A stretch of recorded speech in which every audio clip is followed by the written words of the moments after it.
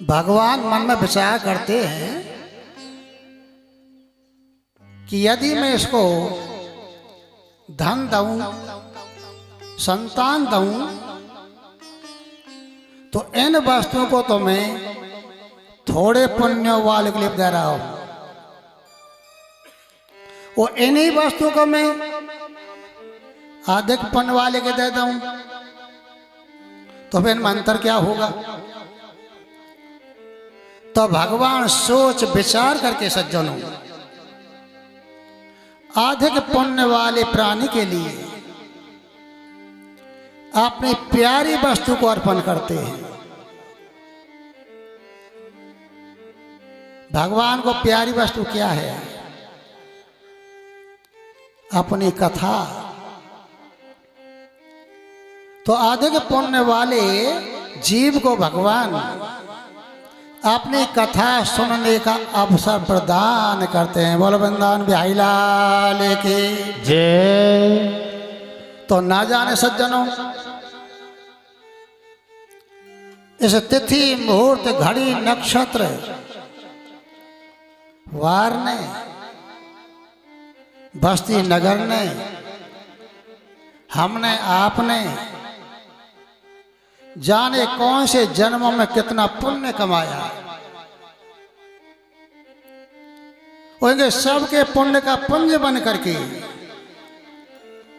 जब भगवान के सामने उपस्थित हुआ होगा, उस पुण्य के पुंज को देख करके ही भगवान ने हमको और आपको सज्जनों ये कथा सुनने का अवसर प्रदान किया होगा। ये जो हमको और आपको आज जो भागवत की कथा सुनने को प्राप्त होने जा रही है, ये हमारे तुम्हारे पिछले पुण्यों का फल है सज्जनों। ये भागवत कथा है। इस भागवती कथा को प्रारंभ करते समय वेद व्यास जी ने अपने इष्ट भगवान को नमस्कार किया है। हर वस्तु के अलग अलग इष्ट होते हैं सज्जनों। जैसे तुम कुआं बनवाते हो, ट्यूबवेल लगाते हो, तो वहां का इष्ट देवता क्या है? भैरव बलि। तुम भैरव जी की पूजा करते हो। इसी प्रकार से हमारे भागवत के इष्ट देवता हैं श्री राधा कृष्ण भगवान। उन्हीं को नमस्कार कर रहे हैं। सच्चिदानंद रूपाय विश्वोत्पत्त्यादि हेतवे तापत्रय विनाशाय श्री कृष्णाय वयं नमः। किस देवता के लिए नमस्कार कर रहे हैं? जो सत चित आनंद स्वरूप देवता है। विश्वोत्पत्त्यादि हेतवे, जो यह संसार की उत्पत्ति करने वाला है, पालन करने वाला है और जो संहार करने वाला है, ऐसे सक्षम देवता को तापत्रय विनाशाय, जो 3 प्रकार के ताप हैं, दैहिक दैविक भौतिक, तीनों प्रकार के तापों को जो नष्ट करने में समर्थ है, उस देवता को वो कौन से बताए?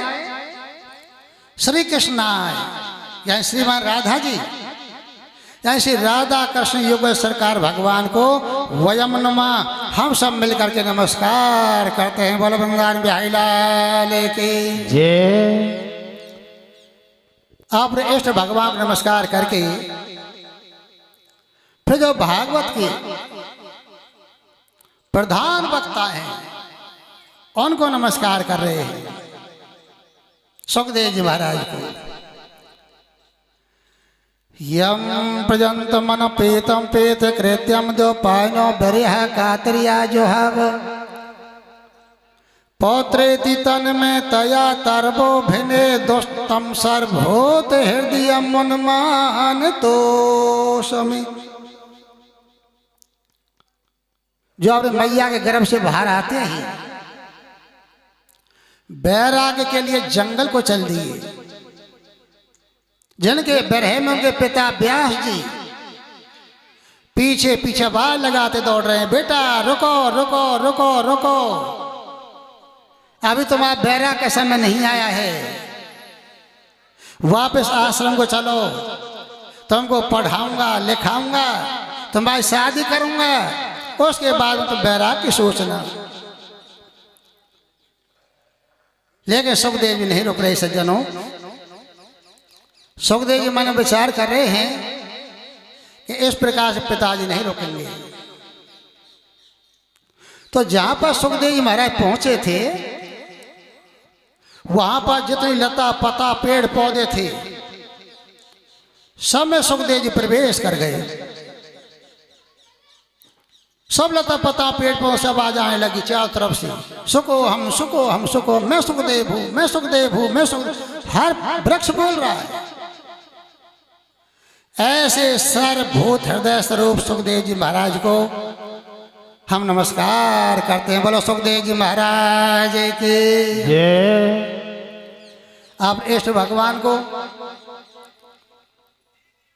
वक्ता जी नमस्कार करके अब सज्जनों भागवत कथा का महात्म प्रारंभ हो रहा है सज्जनों नैमिषारण्य क्षेत्र से। नैमिषे सूतमासीनम विवाद महामतिम कथामृत स्वाद कुशला शौनको ब्रवीत। नैमिषारण्य क्षेत्र में ऋषि बैठे हुए हैं, सत्संग चल रहा है। उसी समय सूत जी महाराज आ गए। सबने खड़े होकर उनको नमस्कार किया, आसन दिया, सूत जी महाराज को आसन विराजमान किया। जब सूत जी विराजमान हो गए तो जो ज्ञानियों में श्रेष्ठ हैं, वयोवृद्ध हैं, सौनक जी महाराज खड़े हो गए। सूत जी महाराज को नमस्कार करके बोले, प्रभु आपका जो ज्ञान है ऐसा है जैसे करोड़ों सूर्यों का प्रकाश। जैसे सूर्य के प्रकाश के सामने अंधेरा नहीं टिक सकता, वैसे आपके ज्ञान के आगे अज्ञान अंधकार नहीं टिक सकता है महाराज। तो प्रभु आप हमारे लिए कोई ऐसी कथा सुनाओ जो हमारे कानों को प्यारी लगे, जैसे भक्ति ज्ञान वैराग्य की वृद्धि हो। ये बेचारे कलयुग जीव हैं, अनेकों कलेशों से घिरे हुए हैं। इनका कलेशों से पीछा कैसे छूटे। हम महाराज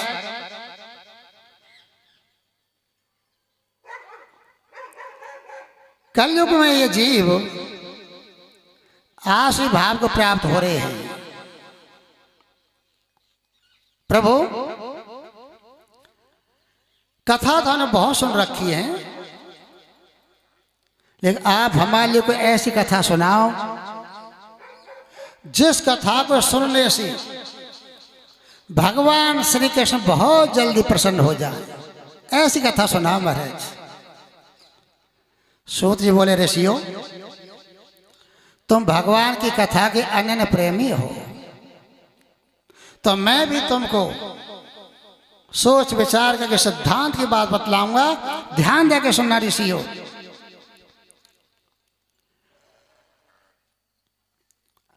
जो काल है, जो काल रूपी सर्प है, उसके मुख का ग्रास बनने का सबको डर लग रहा है।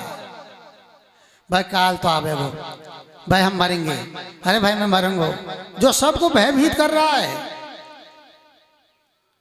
वह डर को मिटाने के लिए जिसका सुखदेव जी ने गान गाया है, उस भागवत महापुराण की कथा में आप लोगों को सुनाऊंगा। इसे ध्यान दे के सुनियो। इसके सुनने से भक्ति की, ज्ञान की, वैराग्य की वृद्धि होती है। संसार में ऋषियों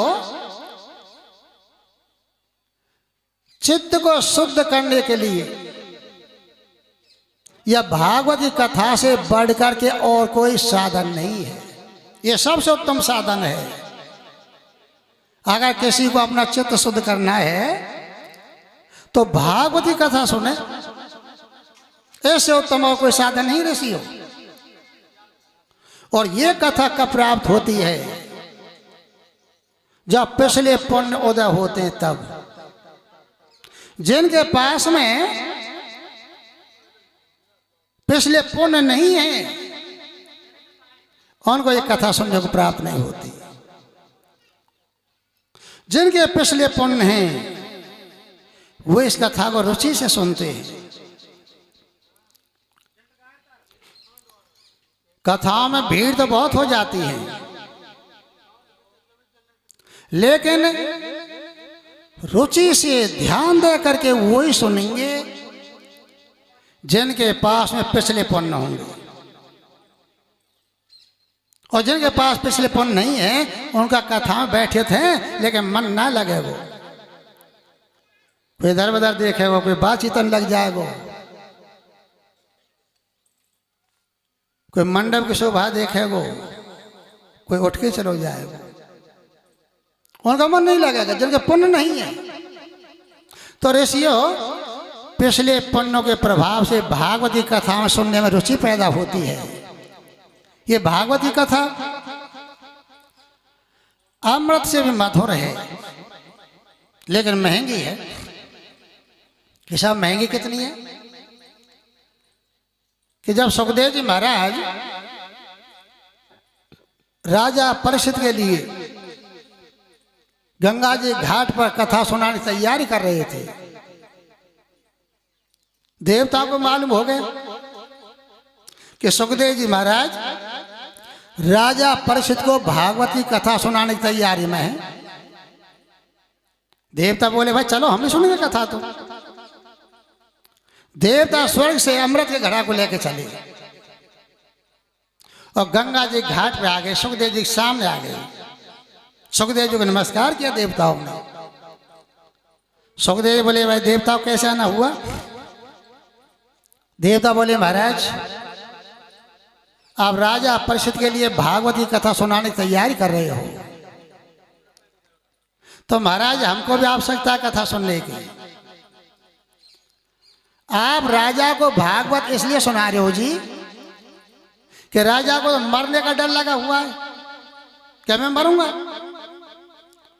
तो आप ऐसा करो प्रभु, हम स्वर्ग से अमृत लेकर के आए हैं, आप राजा के लिए अमृत पिला दीजिए और इसके बदले में आप हमारे लिए भागवत की कथा सुना दीजिए।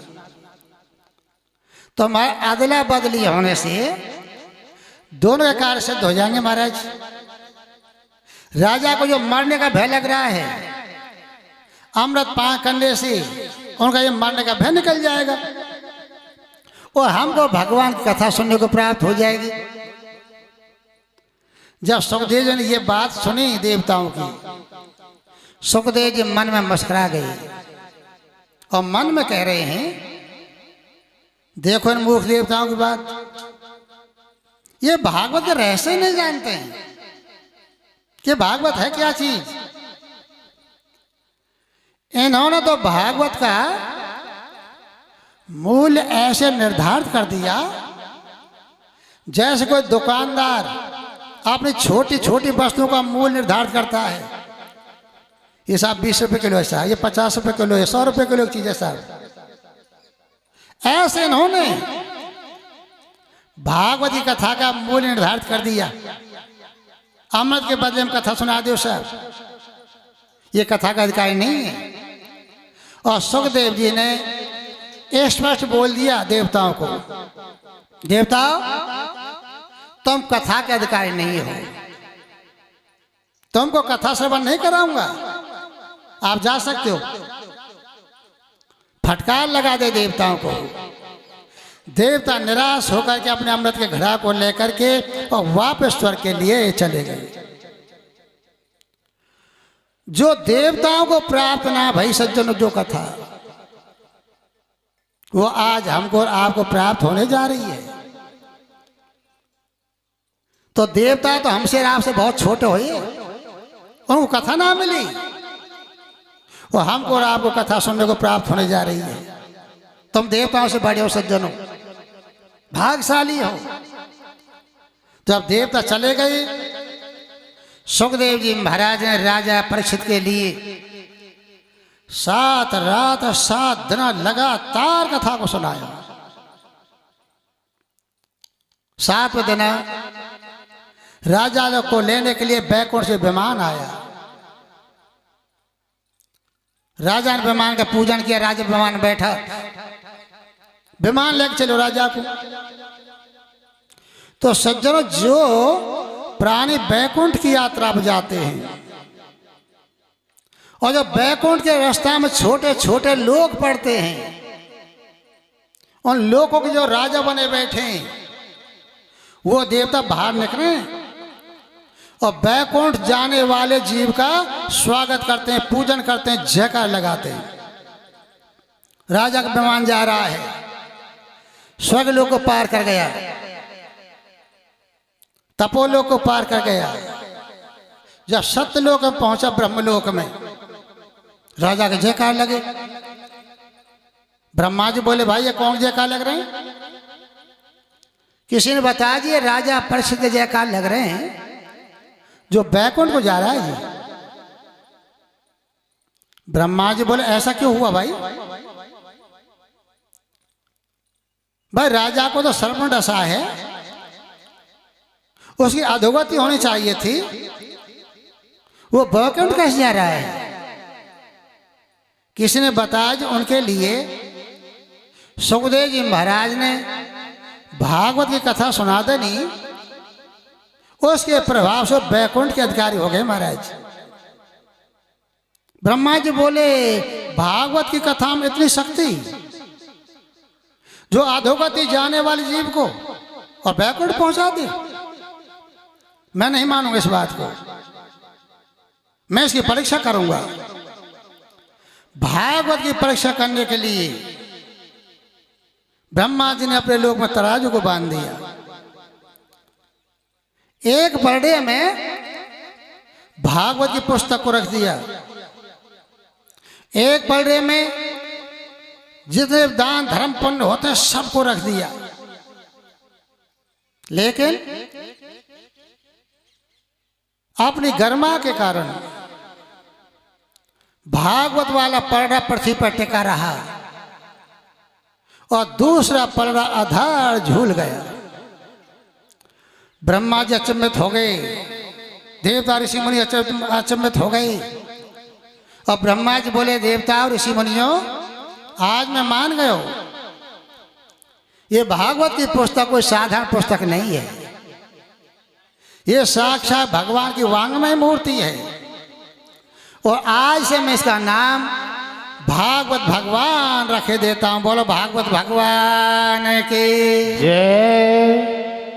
जो उसको श्रद्धा से पढ़ेगा, सुनेगा, सुनाएगा, वो भगवान की धाम की यात्रा करेगा। और जो सप्तविधि से इसका श्रवण करेगा, निसंदेह भगवान के धाम को जाएगा।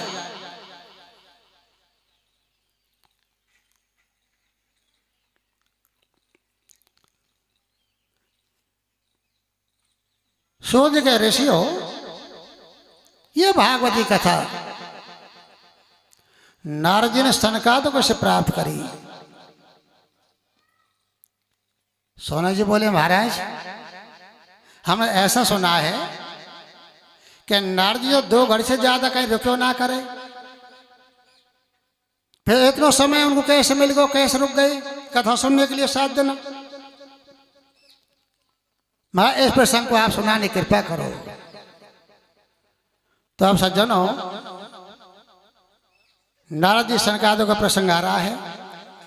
उससे पहले आप 5 मिनट संकीर्तन ध्वन में भगवान के गुणान बात सुनोगे और जब हम आपको आगे कथा का वर्णन करके सुनाएंगे सज्जन।